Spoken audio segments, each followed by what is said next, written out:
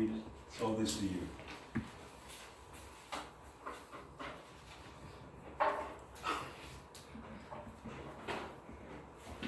I want to start by acknowledging and thanking our first-time Toastmaster and new treasurer, Virginia. Thank you for your commitment. The early role confirmation text messages were very helpful. This communications goes a long way to making our meetings a success. I completely forgot I was supposed to speak today. When I received the message, I checked the schedule and found out that I was a third speaker. Now, I had no speech and no title.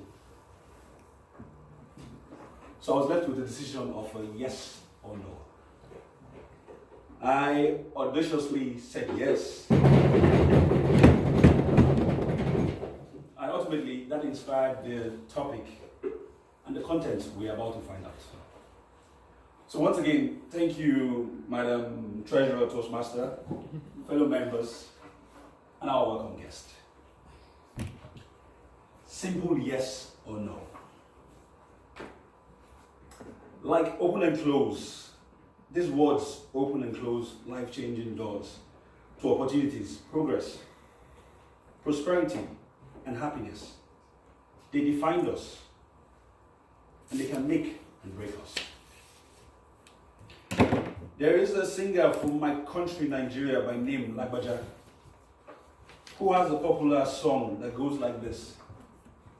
Now, simple yes or no, let your yes be your yes, and your no be your no. Now, I know I don't have a good voice, but at least I tried to put it out there. Who knows, some of you might see some potentials in it and want to sign me up for a record deal in the future. Not digressing too much, I totally agree with Lagbaja. What we say is who we are and what we stand for. Staying true to our words builds integrity, which is the perfect foundation to open doors. So like the saying goes, let our word be our bond. And ultimately, let your yes be your yes, and your no be your no. Simple yes and no. Are these words really as simple as they sound? These words that I have misused so often that it shaped my life in the wrong direction. I'm only slowly coming to terms with its right application to redirect my life. I grew up being a yes man. Can anybody relate to being a yes man here? So for those of you who can, and for the benefit of those who don't understand, yes men, we literally say yes to everything that we're asked of. And regret our decisions almost immediately. We may sometimes toughen up to say no sometimes, but then tend to buckle under pressure and end up with words like, okay, no problem. But that in itself is a whole lot of problem, because it leaves us in a state of reflecting unhappily on our decisions for a very long time. Now, being a yes man doesn't mean you cannot say no. As a matter of fact, you have a strong and firm chance of saying no to a lot of things. But only no to things that are meant to be yeses, like meaningful opportunities and positive challenges.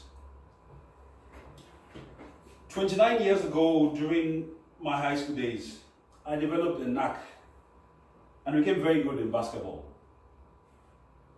We had a good facility which was donated by a wealthy parent of a classmate. This gave him control over the facility, ordering people around and breaking the fun and flow of games. One day during the game, we fought.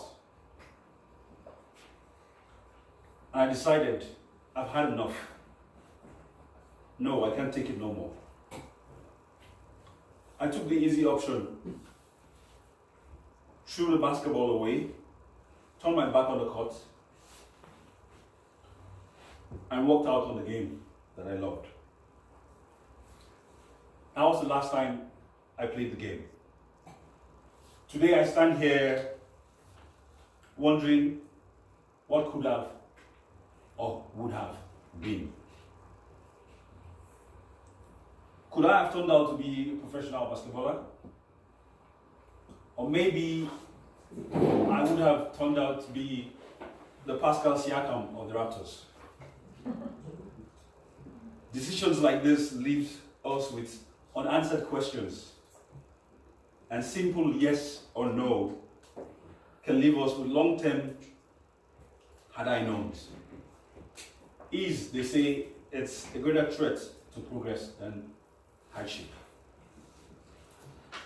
I can share countless bad decisions that has led that spiral to string of other bad decisions, leading to a life of underachievement and unhappiness. But in the same vein, one good decision can lead to a road of greater decisions, subsequently uplifting and altering our lives for good. In December 2018, at the brink of depression, I was advised to join Toastmasters. A few months later, the role of the Sergeant of Arm opened up. I wrestled with myself for a while about this opportunity, because normally this is not something I would even consider. But I knew I had to change the norm. So I said yes and accepted the role, damning all the challenges and that came with it. This single decision has led me to form a steady habit of accepting challenges and ultimately leading me to where I am today as the next Westmore Toastmasters president. I'm super proud and excited about this achievement, even if it was just for one day. So I want to use this opportunity to thank every one of you for believing in me, but also warn that my strength do not lie in the ability to lead, but to genuinely serve you. So endeavor to please say yes to helping me serve you better. I would like to conclude with another saying that I totally disagree with. I don't know if this is the saying, a common saying, general saying, or it's for my country, but they say a fool at 40 is a fool forever. Well, I'm 41. And the amount of growth and progress I've had in a year, just by the flip of my yeses and nos, is enormous. So I encourage you to reflect on this message and take a moment to ask yourselves, what are you saying no to? And what should you say yes to? And take this.